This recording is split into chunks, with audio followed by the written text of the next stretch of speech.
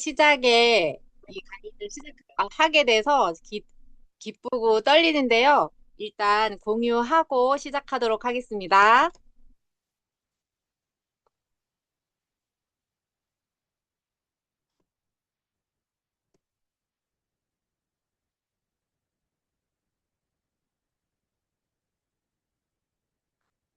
네, 오늘 준비한 강의는 해독 바디버든 비우기라는 제목으로 해독의 중요성에 대해서 같이 나눠보려고 합니다.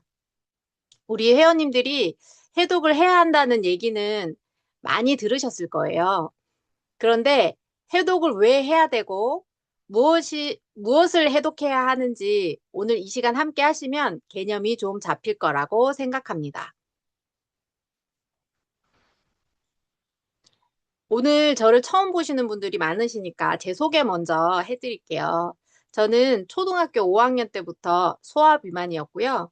25년 동안 대학병원 간호사로 3교대 근무를 하면서 만성 피로, 원형 탈모와 정수리 탈모, 대상포진, 계절성 습진, 구취, 갑상선 자가면역 질환 이런 다양한 문제를 갖고 있었습니다. 체중은 68kg에 체지방 38%까지 갔고요. 근육량은 놀랍게도 19%밖에 되지 않았어요. 왼쪽 사진은 대학병원 간호사로 근무할 때인데 몸에 많은 문제를 갖고 있었지만 겉으로 보이는 것이 저 같은 경우는 뚱뚱한 모습뿐이었거든요. 딱히 치료법도 없었기 때문에 특별히 심각성을 느끼면서 지내진 않았습니다. 그래서 저렇게 해맑게 웃고 있는 거죠. 내 몸은 심각하게 아파가고 있는 건데. 근데 40대에 들어서면서 몸이 많이 피곤하고 힘들어지기 시작했고요. 동료 간호사로부터 TR을 소개받고 3.3 헬시클럽을 통해서 해독을 하고 독소를 잘 배출하는 몸을 만든 저는 여기 왼쪽에 있던 불편한 증상들을 모두 해결했고요. 체중도 12kg 감량하고 체지방은 17%가 빠졌습니다. 그리고 근육량은 3kg까지 증량이 됐습니다. 요즘 근육 1kg이 1,300만 원의 가치가 있다는 거 알고 계시죠? 저는 3개월 만에 3,900만 원을 번 셈이 된 거죠. 건강해지면서 이 오른쪽 사진과 같은 몸이 되었고요. 이 상태를 지금 6년째 유지하고 있습니다. 그리고 저같이 건강에 이상이 있는 분들을 건강해지게 도와주는 일을 함께 하고 있고요. 지금 우리 회원님들도 나 건강해지고 나 살 좀 빼고 아픈 곳 좀 좋아졌으면 좋겠다 하는 마음으로 이곳에 들어오셨겠지만 그게 어느 정도 달성이 되시면 그런 사람들을 도와주고 싶다 그런 생각이 아마 드실 거예요. 도와주고 싶은 마음이 커지면 돈도 벌 수 있는 일이라는 것을 마음에 새기시고 이 시간 함께 하셨으면 좋겠습니다. 회원님들, 바디버든 제대로 알고 계신가요? 우리가 사는 동안 숨 쉬고 먹고 바르면서 절대 피할 수 없는 독소라는 것이 있습니다. 영상을 먼저 보시고 얘기 나눠볼게요. 바디버드는 인체에서 발견되는 특정 유해인자나 화학물질의 총량을 말합니다. 우리 현대인들은 화학물질의 세상에서 살아갑니다. 하지만 일부 화학물질의 경우 바디버든이 높습니다. 아주 일상적으로 노출되거나 지방이나 뼈에 저장돼 우리 몸에서 매우 느리게 제거되기 때문이죠. 미처 배출되기 전에 또다시 우리 몸 안으로 들어오기도 합니다. 유해물질이 우리 몸에서 발견된다는 기사가 실리면 곧바로 노출되는 것은 맞지만 안전하다는 반론이 이어집니다. 특정 물질은 안전한 수준일지 모르지만 중요한 것은 우리 몸속에는 한 가지 물질만 있는 게 아니라는 겁니다. 우리 몸속 환경 호르몬의 총량, 바디버든을 이야기하는 이유가 바로 이 때문입니다.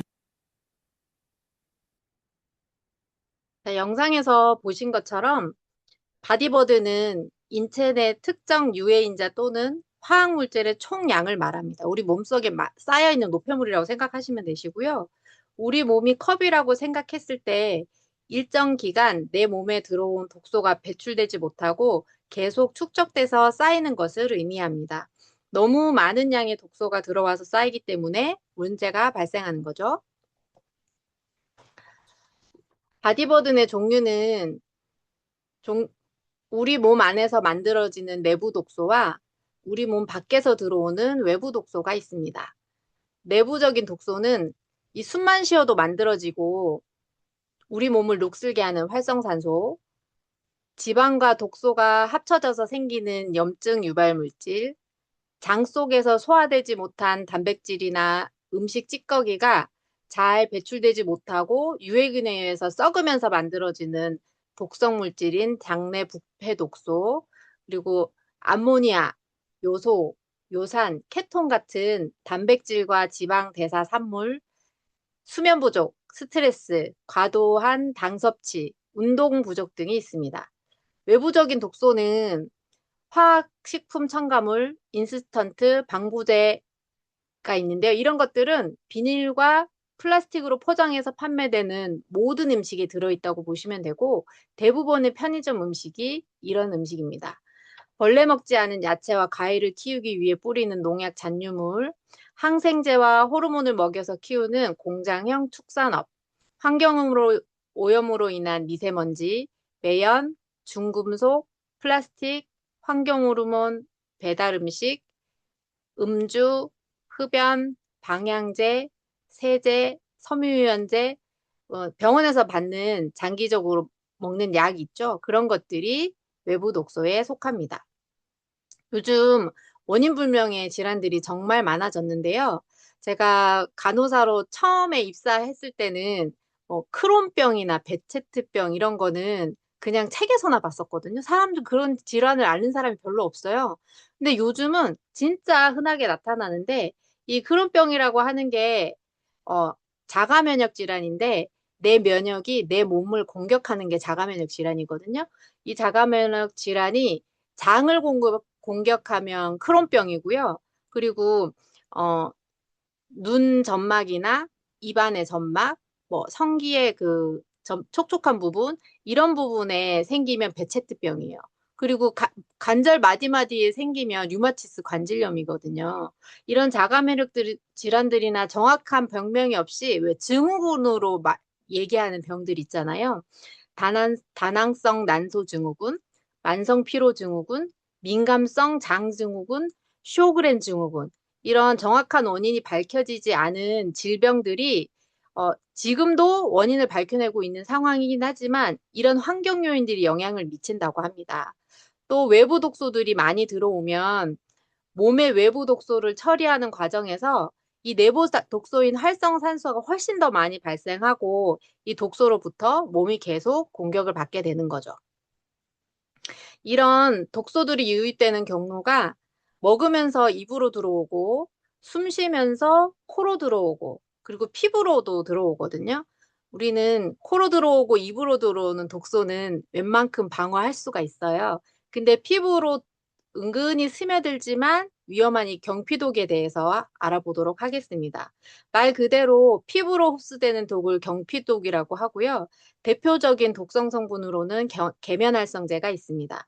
우리가 머리에 샴푸와 린스를 하고 얼굴에 비누를 쓰고 몸에 바디워시를 사용하고 치약으로 양치질 하고 이런 것들이 계면활성제가 모두 들어가는데 흡수되는 정도가 팔 안쪽을 1이라고 하면 생식기가 42배나 더 높게 흡수된다고 합니다. 이 경피독이 왜 위험하냐면 먹는 독은 입으로 들어가서 1차로는 위에서 걸러요. 위액으로 걸러내고 2차로는 장에서 담즙과 효소들로 이 독소를 걸러내거든요. 그리고 3차는 장에서 흡수돼서 간에서 해독을 한 다음에 거의 90%는 배출을 하고요. 10%만 남아 있는데 이 피부로 들어오는 독소는 혈관을 통해서 바로 90%는 장기나 지방에 축적되고 10%만 배출하게 된다고 합니다. 그래서 이 경피독이 위험한 거고요.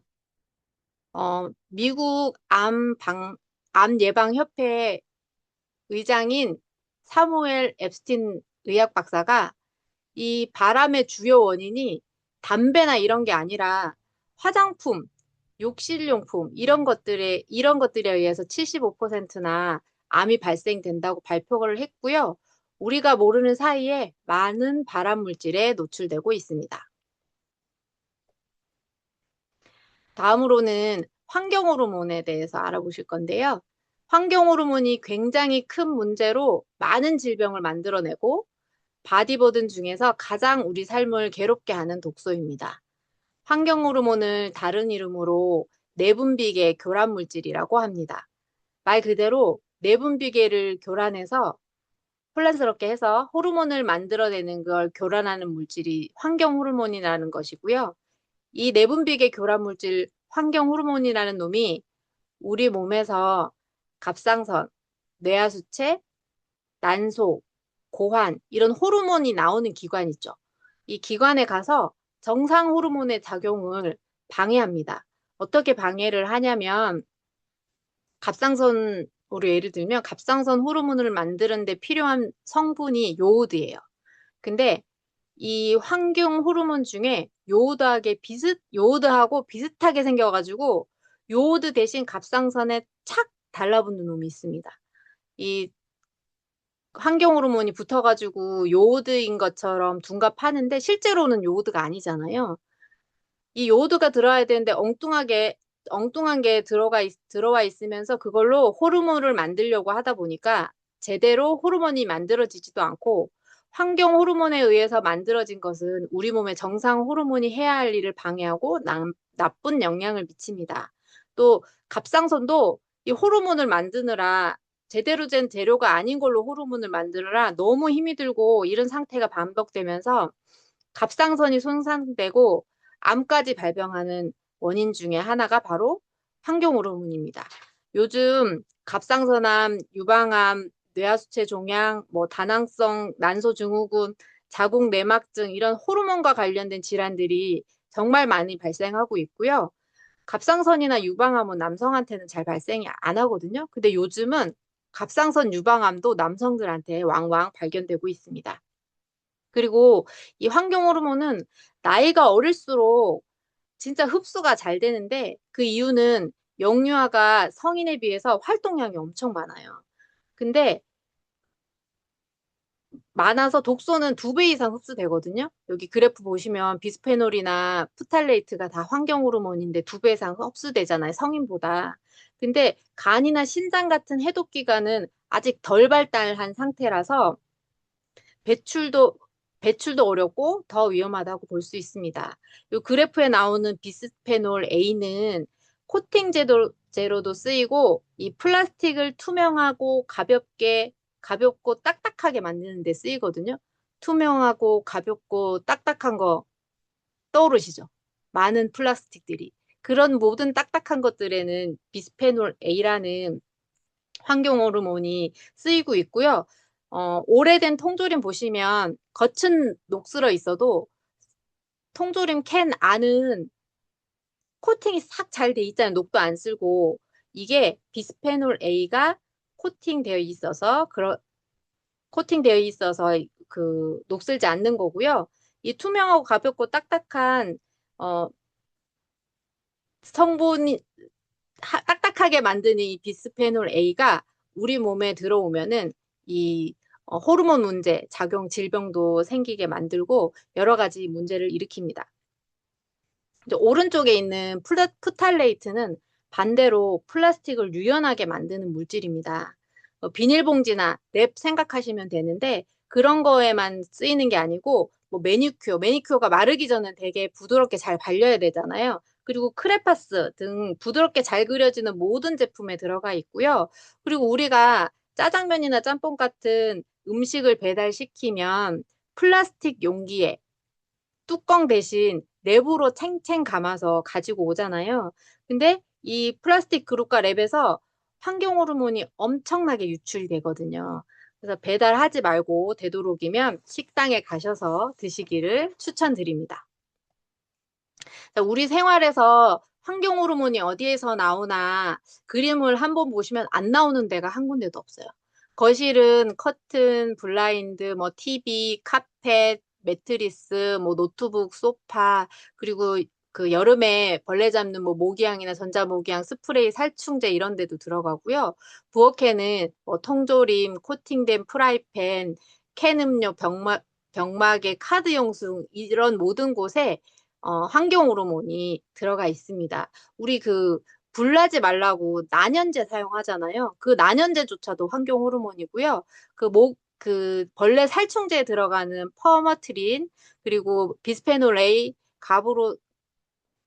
가불화합물까지 모두 환경 호르몬이고, 이런 것들이 갑상선 호르몬을 역할을 방해하고 아토피를 일으키고 발달장애를 유발합니다. 자, 다음으로 방이나 욕실 가보시면요. 우리 음료 마실 때, 아이스 음료 마시면 거의 빨대 사용하잖아요. 빨대도 그렇고, 화장대, 뭐 향수, 매니큐어, 방향제, 장난감, 그리고 아이들이 놀 때 까는 매트 있잖아요. 시끄럽다고 깔아주는 고무 매트, 놀이시설, 크레파스, 이런 것들에 다 환경 호르몬이 들어가고요.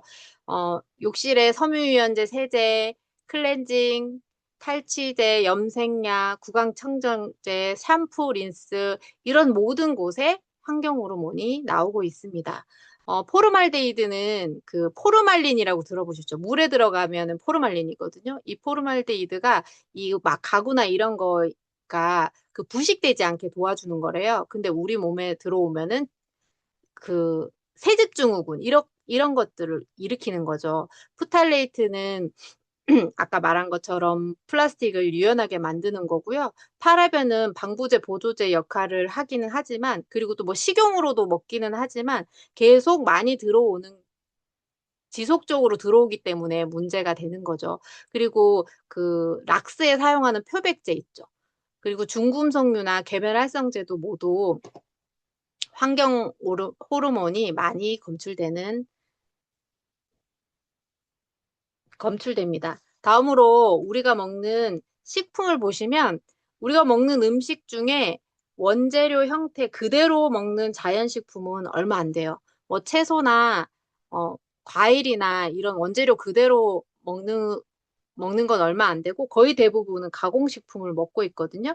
이 가공식품은 원재료를 보존하고 조리하고 편의성에 의해서 가공된 것으로 원재료 형태가 비교적 남아있고 집에서 만들 수 있는 수준인 거예요.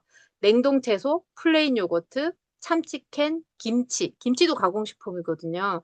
이런 것들을 많이 먹고 있고요. 쌀도 껍질만 깐 현미는 자연식품이지만 백미로 도정해서 먹으면 가공식품이 됩니다. 가공식품이 모두 나쁘다는 건 아니고요. 너무 가공한 초가공식품이 문제가 되는 거죠.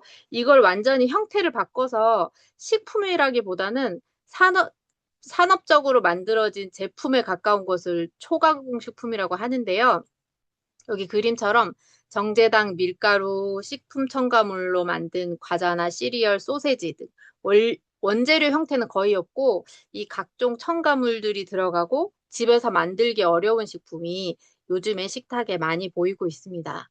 이 초가공 식품을 만들 때 맛과 향과 색과 모양을 모두 첨가물을 통해서 만들어내고 있고요. 이 오른쪽 사진에 식품별 첨가물을 보시면 그림에 진짜 아이들이 잘 먹는 거잖아요. 빵도 그렇고, 소세지도 그렇고, 쿠키도 그렇고, 라면도 아이들 잘 먹잖아요. 중고등학생들은 편의점에서 달고 먹고. 이 사진을 보면 라면에 총 20가지의 식품 첨가물이 들어가고 있습니다. 물론 식약처에서 31가지를 뭐 철저하게 관리하고 있다고 이렇게 막 포스터도 만들고 하거든요. 그리고 대표적인 식품 첨가물로 우리가 많이 쓰는 미원 있죠. 그거 향미 증진제, 맛의 풍미를 증진하고 발색제는 색이 이제 선명하게 나오게 그리고 맛있어 보이게 색을 입히는 거고요. 감미료는 달콤한 맛은 거의 다 감미료고요. 그 제품을 뽀얗게 만들고 변색을 막는 게 표백제. 그리고 먹음직스럽게 색을 입히는 게 착색료고요. 오래 식품을 보존하기 위해서 보존제를 넣고 물과 기름이 분리되지 않게 유화제 등을 사용해서 초가공 식품을 만드는데 이 식품 첨가물이 엄청 잘 관리되고 있다고는 하지만 이 독이냐 아니냐의 문제가 아니라 우리 몸이 처리해야 할 또 다른 합성 물질이기 때문에 바디버든이라고 볼 수가 있습니다. 다음으로는 미세 플라스틱과 나노 플라스틱인데요. 우리는 일주일에 신용카드 한 장 분량의 플라스틱을 섭취하고 있다고 합니다. 플라스틱은 썩지 않고 우리 몸으로 들어오는데 눈에는 거의 안 보이지만 현미경으로는 관찰 가능한 것을 미세 플라스틱이라고 합니다. 미세 플라스틱은 페트병이나 바다에 버려진 플라스틱 쓰레기들이 분해되면서 물, 해산물, 공기 중, 공기 중을 통해서 들어옵니다. 나노 플라스틱은 세포보다 더 작은 크기로 현미경으로도 관찰이 어렵고 세포막을 통과하고 혈관을 타고 뇌나 태반까지 침투하기 때문에 더 위험합니다. 미세 플라스틱이 발생하는 원인으로 도시 먼지, 그리고 세탁할 때 나오는 합성 섬유의 미세 섬유, 그리고 타이어 마모된 그 가루, 그리고 페트병, 비닐봉지, 일회용 컵 우리 사용하는 것들이 뭐 자외선, 열, 바람 이런 마찰에 잘게 부서지고 마모되는 것이 거의 대부분을 차지하고 있고요. 왜 우리 새 옷 사면은 바로 입지 말고 빨아서 입으라고 하잖아요. 이 옷에 있는 화학물질이나 미세 플라스틱을 털어내기 위해서 세탁해서 입도록 하는 것이고요. 섬유유연제 향을 오래 가도록 하기 위해서 왜 미세 플라스틱 넣었다는 거 뉴스에 나오고 그랬었잖아요. 이런 것처럼 이 생산 당시에 작게 아예 아주 조그맣게 제조된 미세 플라스틱을 1차 미세 플라스틱이라고 하고요. 큰 플라스틱이 아까 말한 뭐 자외선, 열, 바람 이런 마찰에 의해서 풍화돼가지고 작아진 거를 2차 미세 플라스틱이라고 합니다. 중요한 건 이 미세 플라스틱이 하천이나 바다로 흘러 들어가면서 더 잘게 부서지고 결국은 다시 해산물을 통해서 우리 식탁으로 돌아온다는 게 문제인 거고요. 우리 이 생활 환경 곳곳에 널려 있는 이 화학물질이라든지 환경호르몬, 그리고 식품 첨가물, 미세 플라스틱을 계속 접하고 몸에 쌓게 되는데 몸속에 쌓인 독소들을 어떻게 하면 잘 배출해야 하나 이게 우리의 문제거든요. 1차적으로는 일단 외부에서 들어오는 독소를 최대한 적게 막아줘야 되는 거예요. 들어오는 독소를 최소화해야 하는데 이 식품은 자연식품 위주로 섭취를 해주시고 배달 음식, 편의점 음식, 인스턴트, 초가공 식품 이런 것들은 피해 주셔야 합니다. 그 생활 속에서는 플라스틱을 줄이고 매일 쓰는 화장품이나 욕실용품, 주방용품들은 천연 계면활성제가 들어있는 안전한 제품을 사용하시길 추천드립니다. 두 번째로는 들어오는 독소를 잘 배출해야 하는데 해답은 우리 몸에 있습니다. 우리 몸은 독소를 배출하는 능력이 있는데 배출하는 양보다 너무 많은 양의 독소가 계속해서 들어와서 쌓이면서 질병이 원인이 되는 겁니다. 몸으로 들어오는 독소를 최대한 줄이고 쌓인 독소를 잘 배출하는 몸을 만들어야 됩니다. 여기서 이제 만병통치 얘기하면은 가끔 제 간호사 맞아? 뭐 이런 눈으로 쳐다보는 분들이 계시거든요. 근데 이 만병통치가 어디 딴 데 있는 게 아니라 우리 몸이 바로 만병통치거든요. 스스로 배출하는 능력이 있어서 몸을 회복시키는 거를 끌어올려 주셔야 되는 거예요. 이 바디버든이 쌓이면 나타나는 증상의 단계가 있거든요. 총 6단계가 있는데 초기 1, 2단계에는 피곤하거나 뒷목 어깨 결림, 두통, 어지럼증 이런 증상이 나타나는데 약을 먹거나 좀 쉬면 회복돼요. 그 단계가 1, 2단계고요. 3, 4단계는 1, 2단계 증상들이 만성으로 가요. 만성 두통, 만성 변비, 만성 설사, 만성 피로 같이 약을 먹거나 쉬어도 잘 회복되지 않는 단계입니다. 다음 5단계는 병원에 가서 이제 진단을 받아요. 진단을 받아서 고혈압, 당뇨, 고지혈증, 지방간, 아토피, 천식 이런 진단을 받고 병원약을 받는 게 5단계이고요. 6단계는 치료가 매우 어려운 난치성 질환이나 암, 치매, 중풍, 파킨슨 같은 뇌질환, 자가면역 질환이 나타나는 단계입니다. 저는 자가면역 질환이 있었기 때문에 특별한 증상이 없었지만 갑자기 6단계가 나타났던 거죠. 문제는 저처럼 1, 2단계인 사람이 바디버든이 좀 더 쌓이면 3, 4단계가 되고 이런 게 아니고요. 1, 2단계였던 사람이 그냥 좀 피곤하고 이러는데 어느 날 갑자기 검진했더니 6단계인 암이나 치매, 뇌출혈 이런 게 생기는 게 문제거든요. 그래서 몸에 특별한 문제나 증상이 없다고 하더라도 이 바디버든을 비워내는 데에 노력을 기울이셔야 합니다.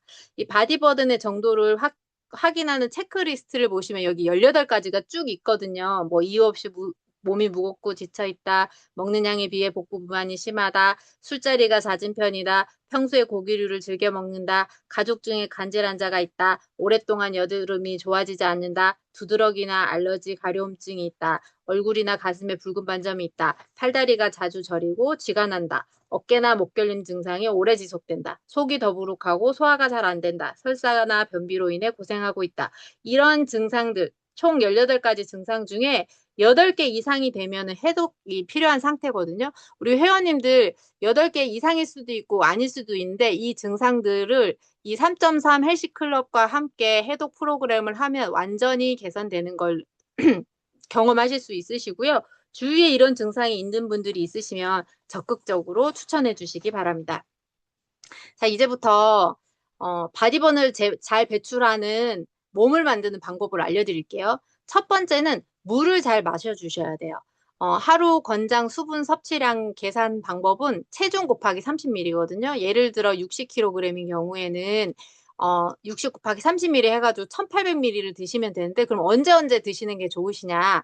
첫 번째는 기상 직후, 식사 30분 전, 식사 30분 후, 운동 전, 운동 후, 취침 2시간 전. 이렇게 드셔주시면 좋고요. 찬물보다는 미지근한 물이나 실온의 물을 드시기를 추천드립니다. 다음으로 잡힌 식습관과 스트레스 관리인데요. 이 식습관은 신선하고 다양한 야채와 적절한 양의 단백질을 섭취해 주셔야 되고요. 또 규칙적으로 식사를 해주시는 게 좋습니다. 식사 순서는 야채, 단백질, 탄수화물 순서로 드셔야 하는데 이 3.3 헬시 클럽에서 하는 이 권장 식단이 있잖아요. 그거를 잘 지켜주시면 아주 좋은 식단이 됩니다. 그리고 이 스트레스 관리는 정기적인 운동과 충분한 수면, 그리고 즐거운 취미 활동이나 명상 등 나만의 스트레스 해소법을 가지셔야 되거든요. 근데 이 정기적인 운동과 충분한 수면이 어떤 건지 구체적으로 좀 알려드릴게요. 건강을 위한 적정한 운동은 주 3회에서 5회, 한 번 할 때 30분에서 45분 정도 해주시는 게 좋고요. 운동 강도는 숨은 차지만 대화는 가능한 강도예요. 숨 차지만 대화는 가능한 강도가 도대체 얼마야? 이렇게 생각하실 수 있는데 이 나의 최대 심박수를 계산해서 거기에 0.5 곱하기 0.7 하시면 되거든요. 어, 예를 들어 이제 나이가 50이라고 하면 이 220에서 내 나이 50을 빼고 그럼 170이 나오죠. 여기에 0.5를 곱하면 85회고요. 0.7을 곱하면 119회가 되거든요. 그래서 85에서 119회 사이 정도의 맥박이 뛰는 운동을 하시면 되는 겁니다. 요즘 그 스마트워치나 이런 거 운동할 때 심장 박동 확인하고 이런 기계들이 많이 나오잖아요. 그런 걸 사용해서 하셔도 되시고, 이 손목 동맥 측정하는 방법 혹시 알고 계신가요? 그 엄지손가락 아래 그 손목 쪽에 만져보면 동맥이 뛰거든요. 거기를 10초 동안 재서 곱하기 6 하셔도 이 맥박 수가 나오니까 그렇게 계산하시면 될 것 같고요. 이 건강한 수면 시간은 7시간에서 8시간은 꼭 주무셔야 되고요. 최소 6시간 이상은 주무셔야 돼요. 이 헬시클럽에서 11시 이전에는 주무시도록 권장드리는 이유가 여기에 있고요. 밤 10시부터 새벽 2시가 이 세포 회복의 골든타임 시간이래요. 근데 무조건 2시간은 포함하는 게 우리 몸을 회복시키는데 꼭 필요하고 세포 재생 촉진에 너무 유용하고요. 4시간 다 포함되면 너무 좋잖아요. 10시에는 잠자리를 준비하시는 걸로 하시면 좋겠습니다. 이 충분한 수면은 우리 몸에서 독소를 배출해주는 황산화 효소가 많이 만들어져서 활성산소가 제거되고 피로 회복과 신체 기능이 활성화됩니다.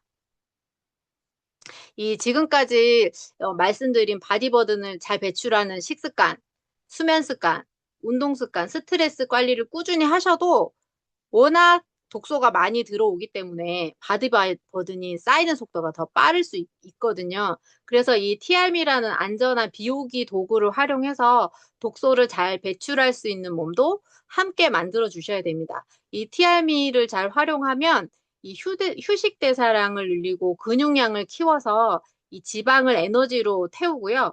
인슐린 저항성을 개선해서 혈당을 조절하고 포만감을 유지해서 지방이 쌓이지 않게 하고 영양을 채워서 지방을 에너지로 쓸 수 있게 도와주고 이 에이지락 기술로 유전자 발현 자체를 젊게 바꿔주는 효과까지 얻을 수가 있습니다. 이제 독소 배출 계속 얘기하다가 갑자기 지방 배출 얘기가 왜 나오지 이렇게 생각하실 수가 있는데 이 우리 몸에 쌓이는 독소는 대부분 지용성 독소예요. 지용성 독소는 지방에 저장되기 때문에 우리 몸에 꼭 필요한 지방 외에는 외에 남는 지방은 잘 태우고 배출하는 것이 독소를 잘 배출하는 것과도 같다고 볼 수 있습니다. 이 모든 좋은 습관들을 내 몸에 완전히 장착하는데 시간이 굉장히 오래 걸리거든요. 그리고 그 오랜 시간 동안 혼자 하는 것보다 함께 하는 것이 훨씬 효과가 좋기 때문에 꼭 3.3 헬스클럽에 한 번만 참여하지 마시고 여러 번 참여하셔서 이 좋은 습관을 완전 장착하시기를 바라고요.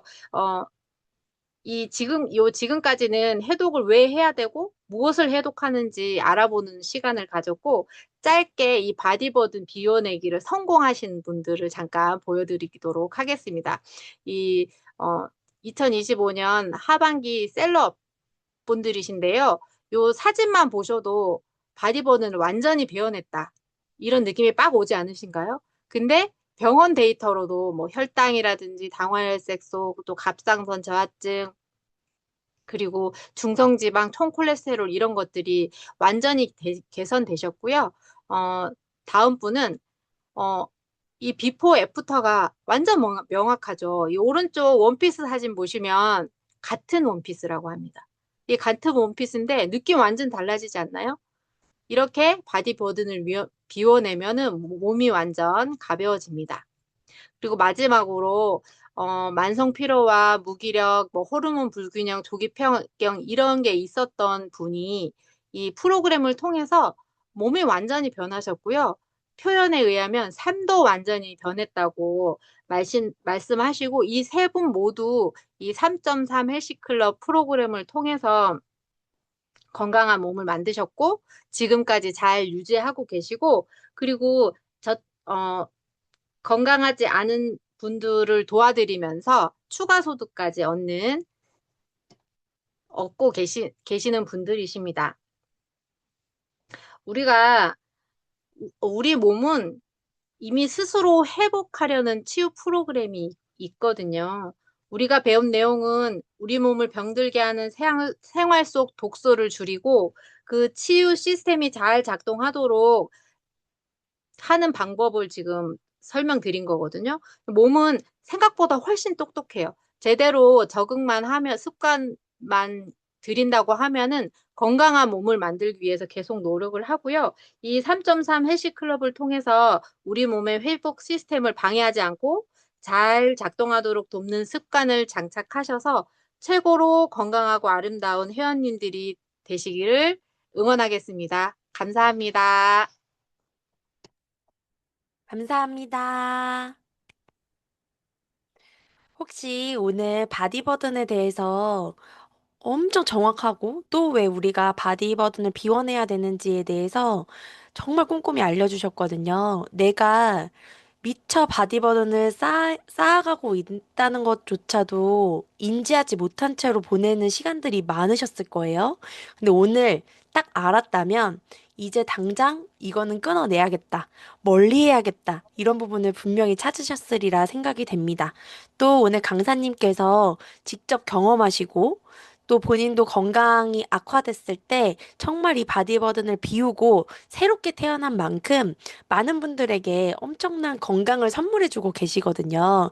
그래서 우리 회원님들도 나의 건강을 먼저 회복하시고 또 많은 분들에게 건강을 선물할 수 있는 그런 시간들을 만들어 가시면 좋을 것 같습니다. 오늘 밤미팅에서도 나눌 이야기가 많을 것 같아요. 밤미팅까지 함께 해주시면 좋을 것 같아요. 오늘 시간 감사드리고요. 밤미팅에서 뵐게요. 감사합니다.